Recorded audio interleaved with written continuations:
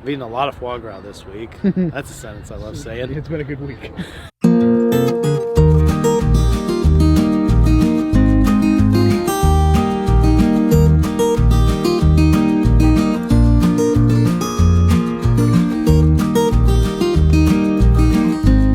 Countryside Farm, French flag, guy who lives here, works here, Sebastian Bonneu. He's had this farm here for quite a while. I met him years ago at the farmer's market. Kind of an eccentric person, right? He's French. He's just like all about cooking. He's all about quality. He's all about raising the right stuff. We're gonna go in here. We're gonna talk to him. We're gonna see the setup. We're gonna see the foie ducks. We're gonna talk to him about how he does that. We're gonna look at the entire farm. The surroundings, so peaceful. All the animals, free ranging. Very happy. Coolest part about this entire experience, right, is you know, we receive the animals. You know, they come in a bag, you know, they come like whole head on, so you can tell that they are, you know, they were once living and walking around and stuff. That's something that people don't often get to experience. One of the things we want to do is come out here and see them walking around, see how they live, and see, you know, look, that's them right over there. They're just chilling right over there. They're just having a good time. They're relaxing, experiencing what these animals are doing, and then being able to eat and tell through how good they taste that they lived a good life. That's peace of mind right there. And that slots right in with what we do, why we do. Because sustainable and humanely raised meats from Texas, that's what we do, okay? Yeah, we do some fun stuff, heat week, sweet week, whatever, funky barbecue stuff, that's cool too. But really, it's about the meat, and it's about really good meat, and it's about knowing exactly where it comes from and who raised it, and knowing that they did a good job and treated those animals well. Hi, my name is Sebastian Bonneu. I'm from Bordeaux, France, in a little town called Mios. And now we are in Cedar Creek, Texas, at Countryside Farm. Over here we raise poultry, mostly small poultry. We focus on using purebred animal, depending on the season. What now is winter, what now is foie gras season, duck season. In spring we're gonna have chicken, in summer we're gonna raise guineas, and in summer we start raising duck for the next winter. 18 days, that's where I can start like harvesting some foie, up to sometimes it takes me 24, 25 days. Kind of like this deal, just like every bird are different. Yeah. So they're not all gonna eat the same. On some feeding they're gonna eat more than they will do in other. Like yeah. Today, I mean, they eat pretty good. Do you just like choose any of them out here to become some of the foie ducks, or pretty much? Yeah. Yeah. They're all going, all the male. Yeah. Sometimes it happened, and I reject a couple of them, but it's rare. Yeah. Like if I have a duck who doesn't digest, then I stop. Yeah. There is no reason. So then I toss it back. But that, on the first couple of days, like out of those, I put 36. I mean, none of them are reject. They all start digesting. Do you know of any other people who produce foie, like in this area? I did in this area, no, but to that project, I mean, I got a little trip to Minnesota. Oh wow! Yeah, I went for like a week. Yeah. In a farm over there, and yeah, definitely. Just kind of see how they're doing it. Yeah. Yeah. Learn a lot. Yeah. See how it was actually cool to be in another farm for. Where was a that? week. What farm was that? That was a Bon Canal. So they're on pasture, or they're free ranging for 14 to 16 weeks. And then you keep them in here just to keep like activity level down and this to keep them separate? It's called a tree feeding. Yeah. What I do is just like I give them food on the morning and on the evening. Yeah. They do not have access to food like all day. Right. And that develops their crop. So if a bird can go to the feeder whenever he wants, then he eats a little bit. That stimulates them to actually store food. Okay. When I bring him over here, Yeah. then they already can intake half a pound to 3/4 of a pound. Okay. And on the end of the 3 weeks of feeding, they're gonna be able to intake 1.25 pounds to 1.5 pounds. They're athletes. Yeah. They're athletes of the digestion. Yeah. You give them food, they process them. Yeah. and that can increase the liver. They are thinking then they're gonna run out of food, so they gotta make fat. Yeah. After the 3 weeks, if I release a duck with the foie, he's just gonna fast. Yeah. And then everything is gonna come back to normal, and he's gonna go back to his normal life. Huh. We've obviously cooked and eaten your stuff before. What to you makes your ducks and your guineas and your foie and your chicken? What makes them different? Time, I think. I don't have a schedule whenever I'm gonna butcher. Yeah. I'm kind of like following also the demand. Yeah. And free range, everything. Or most of them. Pretty much close attention and care and just like you're taking care of the animals. Yeah. Like 3 years ago, I started with the hand one. Then we just went to a electric machine, and electricity is awesome. Yeah. On the first week, it happened. Then I can grab the duck and I can feed corn. Yeah. Then I don't give him anymore. Yeah. There's no reason to push him. Right. But he has to be hungry. The more he's going to be hungry, and the more he's going to want to eat. Yeah. It's a complete natural process. Yeah. It's just like they're all white Muscovy ducks. Okay. Why do you like the Muscovies, and what makes them different from the Mallard or anything else? The Muscovy is a stronger duck. Yeah.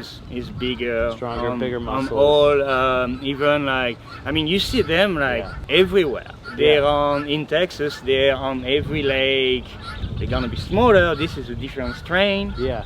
It's been a selection of breeding. Yeah. Basically, and then you keep the best one, and you keep breeding on the best one. And eventually, you get a consistency of a bird. Yeah. They're all gonna be the same. At like 95%, they're all white with a little black spot on their head. Yeah. And they're perfectly sustainable. Yeah. So they forage a lot. They don't necessarily. What kind of made you start doing this? 2008. Yeah. Well, I was working in restaurants. Okay. I mean, I looked for local stuff myself because it was, tricky to find food and all the food that I was used to. Yeah. And so I look for feed store, and once I find the feed store, I find the farmer. Yeah. And once you find the farmer, then you see what they raise and they do. And I start like introducing this to restaurant. Yeah. Because it was something was like really rare. Like even 20 years ago. Right. Yeah, most chefs did not know which butcher were in the area. Yeah.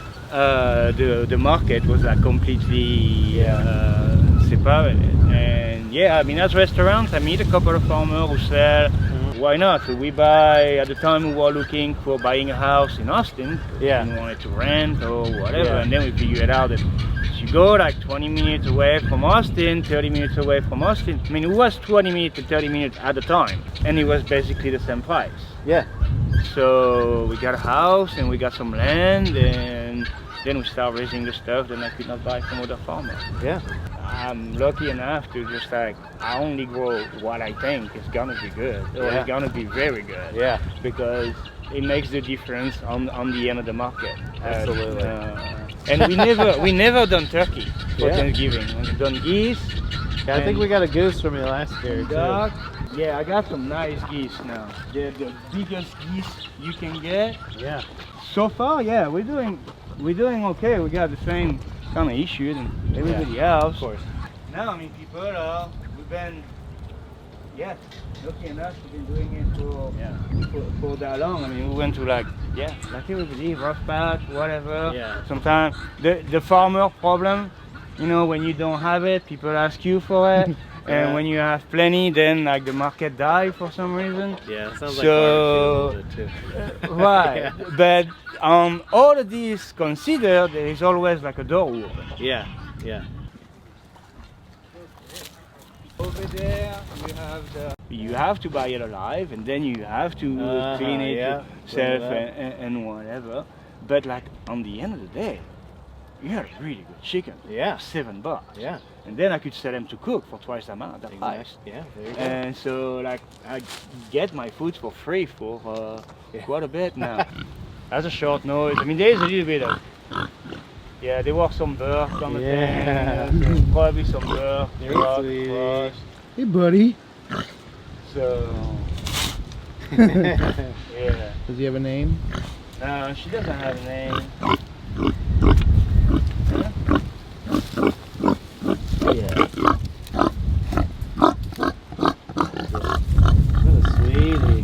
Oh, what a sweet girl. The main reason we have a pig here is because on the hatching egg process, like all the eggs who are not fertile, I mean, I gotta toss them out. Yeah. Feed the pig. They were still kind of like eatable, but Yeah. they're not gonna look as pretty or whatever. So this is where we have the pig, because the pig eats all the They'll eggs. eat it. Yeah. And I feed him a little bit. It's like one pig, he has probably like a half an acre.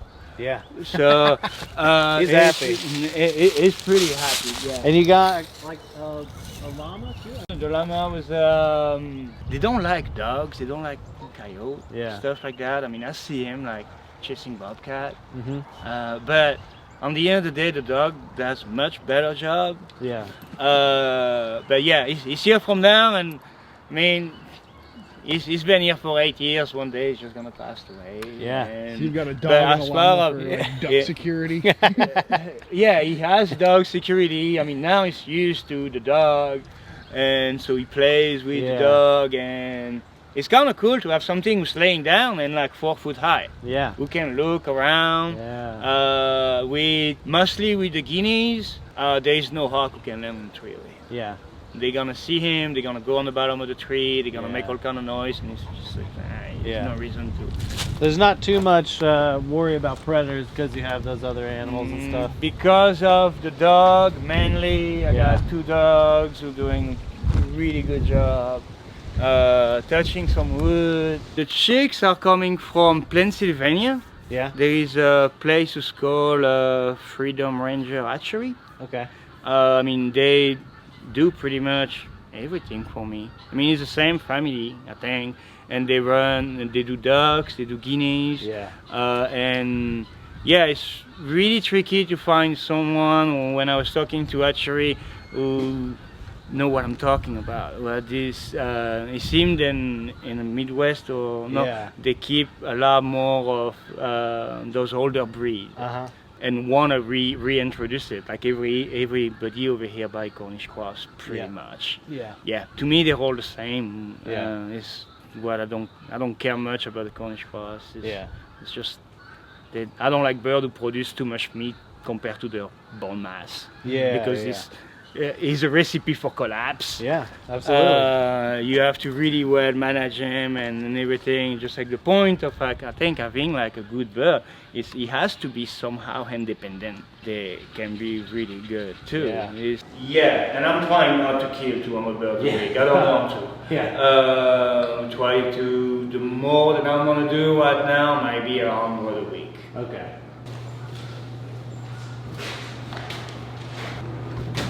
Alright. Oh yeah. Last Wednesday or last Thursday, and he's been in the fridge.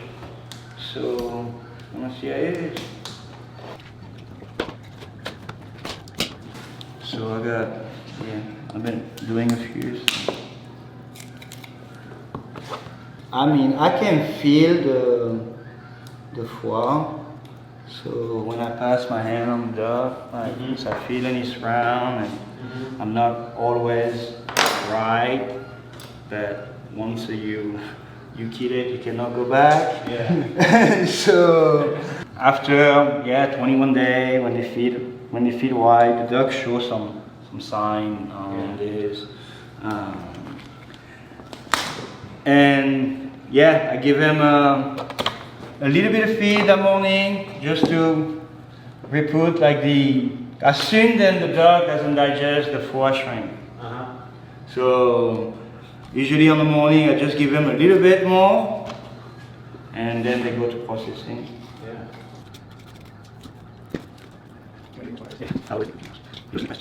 I don't like wasting. I don't leave meat on bones much. Like taking the time. I mean, you raise them. You do the thing, and then after that, to me, like so once I get it like this, with the wings out, and you get it like this.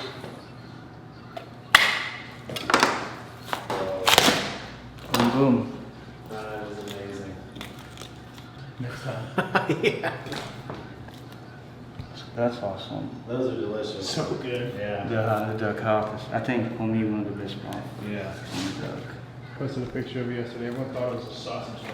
Yeah. And there you go. That's amazing. Ah, that's so beautiful. So, and when you do a bunch of them, I mean, I kind of look at it like Christmas. Yeah. Because every ducks, I mean, I can butcher like 20 ducks, remove every foie, and you don't really have any two foie are gonna be exactly the same. Yeah. Yeah, it's a present with the best wrapping paper of all. Yeah, and you can eat the wrapping.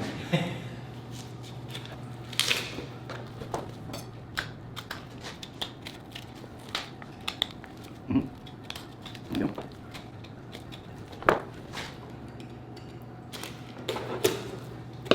And boom. So yeah, at this point, everything is eatable. I love this part. Yeah, little tail. This is awesome. And after that, when I cut it, I might go like this. That'd be really good, just like that. Just have some on the smoker, dude. I was gonna say roll it up. You can find in France. You can buy them like this. Yeah.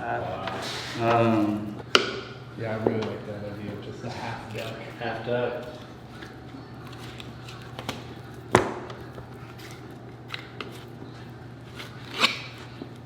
And boom. This is how you break down all the birds, just removing the whole part. I like to break. I mean, breaking down the duck. Yes, because they're big. They're all over like 11 pounds. Yeah. And yeah, people don't necessarily like. I mean, some people get excited about it. I'm trying to sell as much as possible whole. Yeah. But yeah, you got two people on breast and stuff like that. I mean, yeah, we're gonna tie it up. So, and they, I like to tie them up. I think they cook much better, and I like them to be pretty rare. So, and you can get the skin, and the skin is gonna be like all around, like nice and crispy. And it works really good on like the busted ass barbecue piece we got.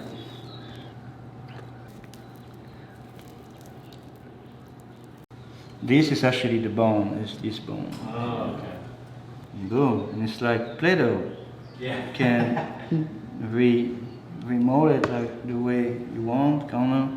I don't try to just like clean them up too much, or when I think they're pretty, I stop.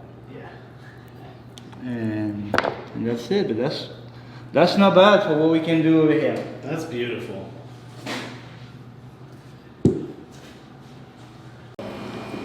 I mean, yeah. Roll it just like that? Piece, yeah. Yeah, That's so good. it's awesome. So for that, we use this part. And